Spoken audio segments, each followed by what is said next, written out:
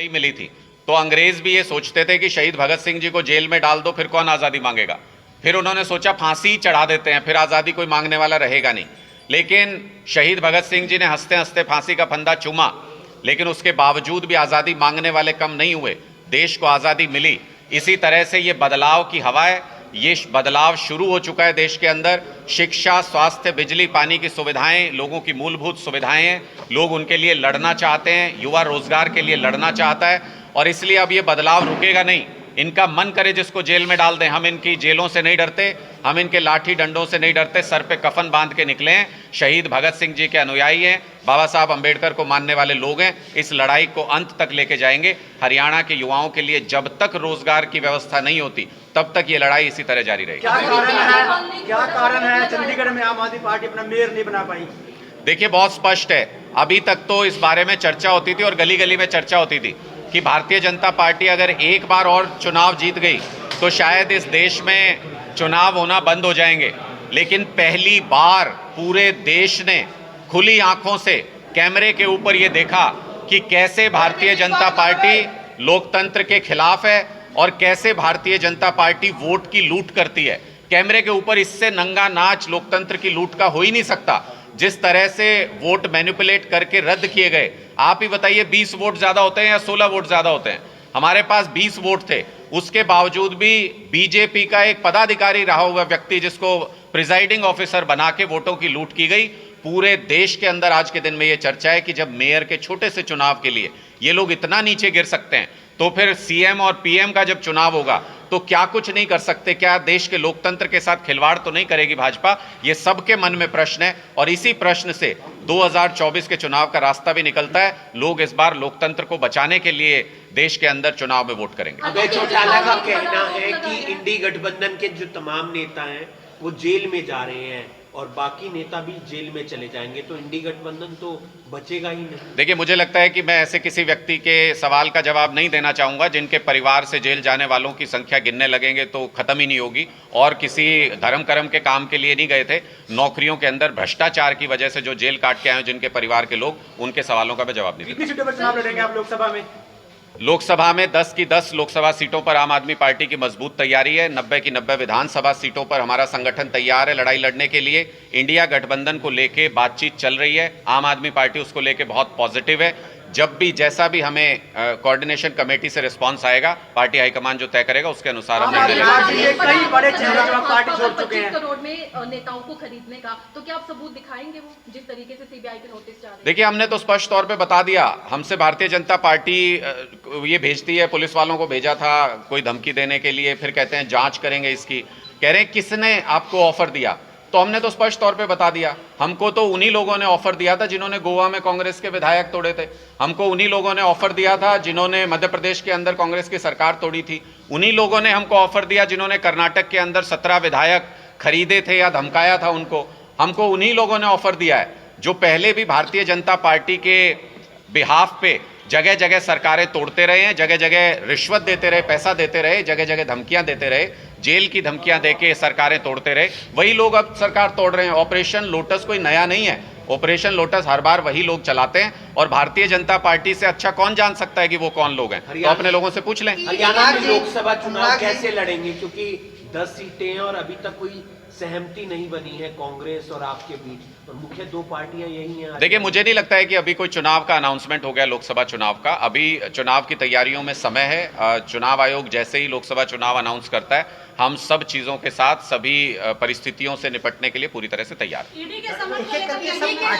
चाहे वो चित्रा हो, अशोक तंवर हो, बंताराम वाल्मीकि हो और करनाल से भी, क्या कारण है कि वो इतनी जल्दी पार्टी से? आम आदमी पार्टी का जो रास्ता है वो बहुत मुश्किलों से भरा हुआ है और बहुत कांटों से भरा हुआ है। आप रोज देखते हैं हमारे नेताओं को कभी ईडी, कभी सीबीआई की धमकी मिलती है, कभी किसी के ऊपर हमला होता है, कभी किसी को खरीदने तोड़ने की कोशिश होती है, कभी डराते हैं किसी को। ये रास्ता आसान नहीं है, इस पे चलना आसान नहीं है। ना आज़ादी का रास्ता आसान था, ना बदलाव का रास्ता आसान है। सबके बस की बात नहीं होती इस मुश्किल रास्ते के ऊपर चलना। बहुत से लोग घुटने टेक देते हैं भारतीय जनता पार्टी के सामने, उनका निर्णय उनको मुबारक, उनके भाग्य में नहीं होगा हरियाणा में सरकार बना के हरियाणा के लोगों की सेवा करना। पंजाब में भी बहुत से ऐसे लोग थे जो इसी तरह से निर्णय जिन्होंने लिया था उनके भाग्य में नहीं था। सरकार तो हमारी फिर भी बनी, हम सेवा कर रहे हैं पंजाब में, हरियाणा में भी 2024 में आम आदमी पार्टी की पूरे बहुमत की सरकार बनने जा रही है। जिनके नसीब में नहीं था उस सरकार का हिस्सा बन के हरियाणा के लोगों की सेवा करना, उनको उनका निर्णय मुबारक। सर दिल्ली सवाल है, जो कार्यकर्ता थे वो बदल गए और जस्टिस है, जो बड़े जस्टिस हैं वो निश्चित तौर पे ये कह रहे हैं कि ये संदेह लोगों के मन में लगातार बढ़ता जा रहा है। पहले शायद मशीन को लेके अगर कोई चैलेंज करता तो शायद हम उस तरीके से उस बात को नहीं जवाब देते, लेकिन जब आप चंडीगढ़ में खुले कैमरे पे बैलेट के ऊपर होते हुए देख रहे हैं कि अगर 36 वोट के चुनाव में अगर भारतीय जनता पार्टी खुलेआम लूट कर सकती है तो और वो दिख रहा है, ईवीएम में तो दिखता भी नहीं है कि वोट कहां जाता है, तो वहां क्या कुछ नहीं कर सकते। ये संदेह अब देश के लोगों के दिमाग में बैठने लग गया है, और जब संदेह पैदा हो जाए किसी व्यवस्था के प्रति तो उस व्यवस्था की क्रेडिबिलिटी को नुकसान होता है। मुझे लगता है कि ईवीएम की क्रेडिबिलिटी को इसी वजह से आज के दिन में बहुत नुकसान हुआ है, लोगों के मन में उसको लेके सवाल हैं, और सिर्फ इसलिए सवाल हैं कि भारतीय जनता पार्टी का लोकतांत्रिक चाल चलन सही नहीं है। सर दिल्ली में काफी समय से आप हरियाणा में पार्टी आपकी मुख्यमंत्री ने घोषित करी पंजाब की तरह। बिल्कुल करेंगे। पंजाब में कब किया था उस समय सीमा को देखिए, हरियाणा में भी उसी समय सीमा के आसपास कर देंगे। इसी बात के ऊपर होने जा रहा है कि क्या देश का लोकतंत्र खतरे में है। भारतीय जनता पार्टी जिस तरीके से तानाशाही लाना चाहती है देश में, उसके खिलाफ पूरे देश में एक माहौल बन रहा है, और ये जो इंडिया गठबंधन भी बनाया गया है ये इसी सोच के साथ बनाया गया है कि अगर लोकतंत्र रहेगा तभी चुनाव होंगे, तभी पार्टियां रहेंगी, और तभी लोगों के पास ऑप्शन होगा कि वो अच्छी और बुरी पार्टी में से, अच्छे और बुरे नेता में से किसी एक को चुन सके। अगर चुनाव ही नहीं होंगे, अगर लोकतंत्र खत्म हो जाएगा तो वो उचित मान सम्मान नहीं मिलता, इस पर क्या कुछ कहेंगे? देखिए वो गए कहाँ हैं उस पर ध्यान दीजिएगा कि वो जहाँ गए हैं वो ऐसी पार्टी में गए हैं जहाँ पे करोड़ों अरबों रुपए के बिजनेसमैन के लोन माफ होते हैं और किसानों के कर्जे माफ नहीं होते हैं, जहाँ पे ना वो गरीब की बिजली मुफ्त कर सकते हैं, ना वो गरीब को पानी मुफ्त में दे सकते हैं, ना शिक्षा व्यवस्था अच्छी कर रहे हैं, ना स्वास्थ्य व्यवस्था अच्छी कर रहे हैं। पूंजीपतियों की गोद में बैठ के और हमें पूंजीपतियों के पार्टी बताना, मुझे लगता है ये शर्मनाक बयान है। जिसने भी दिया उसको सोचना चाहिए, अपने शब्दों में ध्यान देना चाहिए। सर दिल्ली के अंदर आपकी सरकार है, शिक्षा स्वास्थ्य और रोजगार की आप बात करते हैं, लेकिन देखा जा रहा है कि जो भीख मांगने वाले बच्चों की संख्या दिन प्रतिदिन बढ़ती जा रही है दिल्ली के अंदर। देखिए मुझे लगता है कि आम आदमी पार्टी की अकेली ऐसी सरकार है पूरे हिंदुस्तान में जिन्होंने जो होमलेस बच्चे होते हैं, जिनको आप कह रहे हैं कि चौराहे पे भीख मांग रहे होते हैं, जो उन बच्चों के लिए भी स्कूल बनाया, उन बच्चों के लिए रेसिडेंशियल स्कूल का इंतजाम वहां पे किया।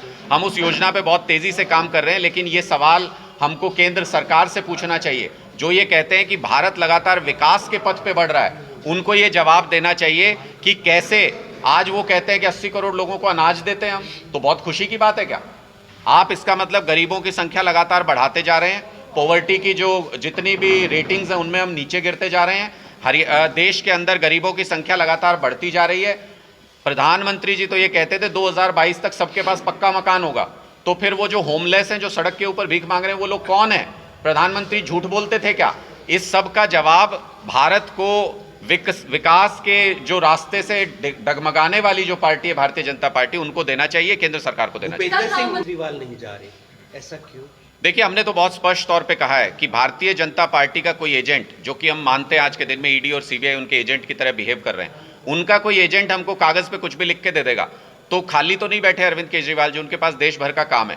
मैं आपसे सवाल पूछता हूं, मैं आपसे सवाल पूछता हूं, बताता हूं, मैं आपसे सवाल पूछता हूं कि अगर मान लीजिए आपके पास चेन्नई से कोई फोन आ जाए पुलिस थाने से और ये कहे जी आ जाओ जरा एक बार, तो आप पूछेंगे कि नहीं पूछेंगे कि क्यों बुला रहे हैं? बार-बार अरविंद केजरीवाल जी ने बार बार हर सम्मन का हमने लिखित में जवाब दिया है कि आप हमें गवाह की हैसियत से बुला रहे हैं या आप हमें आरोपी की हैसियत से बुला रहे हैं। आज तक जवाब नहीं मिला। बार बार हमने ये पूछा है कि क्या ऐसे सवाल हैं जो आप लिखित में नहीं पूछ सकते, आज तक हमको जवाब नहीं मिला।